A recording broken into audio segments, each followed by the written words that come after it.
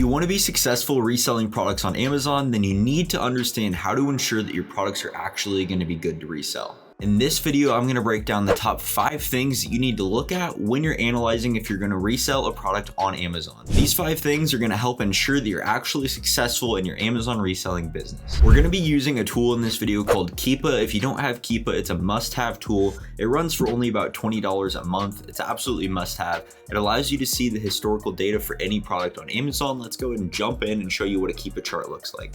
So this here is an example of a Keepa chart, and I'll break down what exactly you should be looking for here, and we'll dive into this tool more on some of the future things we're going to look at. But first, we need to make sure that our product is actually going to be profitable. The reason that we're running this business is to make money, to make a profit. So profit is going to be one of the key foundations to ensuring that our products are actually good to resell. How much profit do you need to make? This kind of depends on your cash situation, how much you have to invest, how much capital you have, but you need to set some kind of minimum. We like to tier this based on the type of item that we're reselling. So if an item is super easy to prep, we can get our hands on a lot of it. It's very stable. We might take a $2 profit, but if we're just getting a couple units of something, or maybe it has some more prep, or maybe it's breakable, we might want to see $5, $6, $7, $8 profit depending on that type of thing.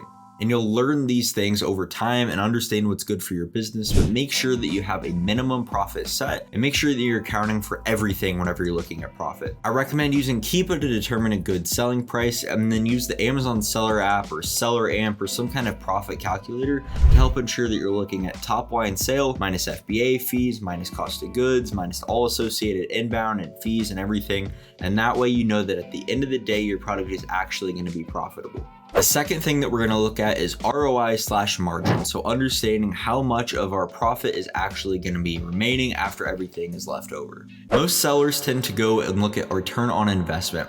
This is the return that you're getting for your cost of goods. So let's say an item costs you $10 to make and you have a $3 profit after all is said and done. That would be a 30% ROI. $3 profit on a $10 investment, we're getting a 30% ROI. You want to analyze this because it's a good measure of 1, your return, and 2, the risk associated. If something has a 10% ROI, that's going to be a lot riskier. You're not getting as high as of a return for your risk as if something is a 50% return. The higher the ROI, the better, but understand that there's good opportunity in lower ROI items as well. Generally, whenever you're starting out, I recommend that you strive for at least a 50% return on your investment, and this is for a few key reasons. Whenever you're starting out, you probably have a lower budget, so you need to maximize the returns that you're getting.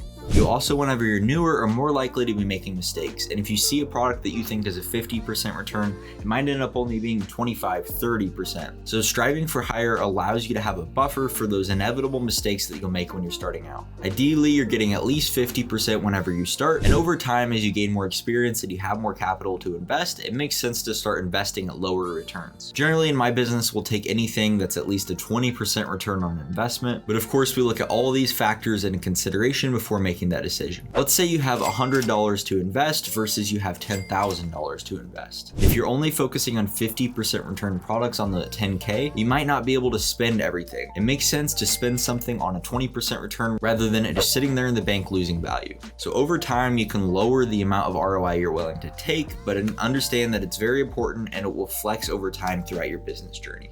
Now let's dive back into a Keepa chart, because the next thing that we're going to look at is sales velocity. Your product can be super profitable and have a great return on investment, but if it's never going to sell, we don't want to buy it. We don't care about that product. We need to ensure velocity. We need to ensure that we're actually going to make a sale. So how can you make sure that a product is going to sell? The best place to start is going to be Keepa. Keepa here is a tool that allows us to determine a lot of things. We're going to focus specifically on how to determine if a product is actually going to sell. So we're going to look at this top line here on Keepa, and we're going to look at the green line. Green line shows us the sales rank history. If you don't know what sales rank is, that's basically the number in its respective category that it's selling. So if something is ranked number 1 in health and household, then it is the top selling product in that category. versus if something is ranked 1,000 in that category, then it is the 1,000th best selling product. So the lower the rank, the faster it is selling, but just at that moment in time. That's why Keepa is so important. You can see here that the sales rank fluctuates. Here it was ranked 284,000, but here it was ranked 216,000. So it started selling faster. Keepa also allows us to see when sales are happening, or at least give us a rough idea. So every time this green line goes down, that generally means that at least one sale happened. So this is a good starting point. We can also look down here at reviews a new offer count. Generally, when a review count is going up, that means that the product is selling. So this green line down here, it's going up. That means that the product is probably collecting sales in order to get those reviews. Lastly, we can look at new offer count. When new offer count drops down, that most likely means that somebody went out of stock. And if they went out of stock, that probably means they sold out of stock. So by looking at these three things in combination with each other, we can have a good starting point for determining if our product is actually going to sell. Now, I always like to tell people the best data is your own data. Keepa can give us a starting point, and you can use sales estimators if you want, but at the end of the day, they're all just guesses and give us kind of an idea for how much we're going to be able to sell. The best data is your own. So I like placing a few test orders on products, collecting data on that to see how fast I was actually able to sell,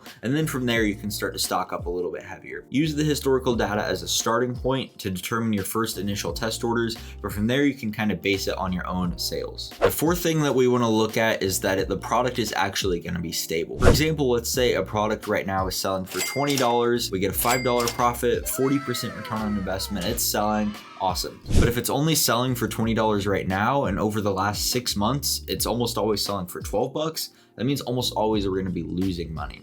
We need to make sure that we're not just buying something that's good right now, but that it is historically good. I like to generally look at a 90-day average. If you're doing wholesale or you're really stocking up, you might want to go farther out. But generally, I like to make sure that products are stable, profitable, good selling over the last 90-day period on average. And really what I'll do, let's say they're not stable. Let's say it is selling for 20 bucks right now. It's really good right now, but over the last 90-day period, it sells for $19. I'm just going to base my numbers on if it's going to sell for 19. I have the potential to capture more profit right now, but I want to make sure that over the last 90-day average period, that's when I'm going to be basing my numbers off of. So if it's good at the 90-day average, then I'm good to buy that product. We're hopeful that we can capture the current price, but we know almost guaranteed we can capture that $19 sale price and still ensure a good profit, return on investment, and we're going to be able to get our sales. You can see here that this product is very stable. We know it's always selling for $4.98, so we always know when it's going to sell for. It's always a historically low sales ring, so we know it's selling really well. Overall, this is an example of a good, stable product. But this Keepa chart also leads me into the fifth thing that we want to look at, and that's not competing with Amazon. So on Keepa, you can see here the orange shading. That means that Amazon themselves are selling this product. And generally speaking, as a beginner, and in a lot of cases, you don't want to be competing with Amazon because they're going to be taking all the sales. You can see here they're hogging that buy box, $4.98 Amazon on that pink line here, and also they are selling it for $4.98. So they're the ones getting pretty much all the sales on this product. And in most scenarios, that's what it's going to look like. So I would say if Amazon is on a product for the majority of the time, it's better to just skip out on that product. There are exceptions to this rule, but generally as a beginner, it's going to be better to just skip that product. If I am going to be competing with Amazon, I want to be able to undercut them profitably at kind of their lowest average historical price. And I like to see that they're not on the listing a lot of the time, or I at least want to see, that they're sharing the buy box, giving some rotation. Those would be some examples of when it might be okay to consider competing with them. But as a beginner, just stay away for now. And that's the top 5 things that you need to look at to ensure that your products are going to be successful.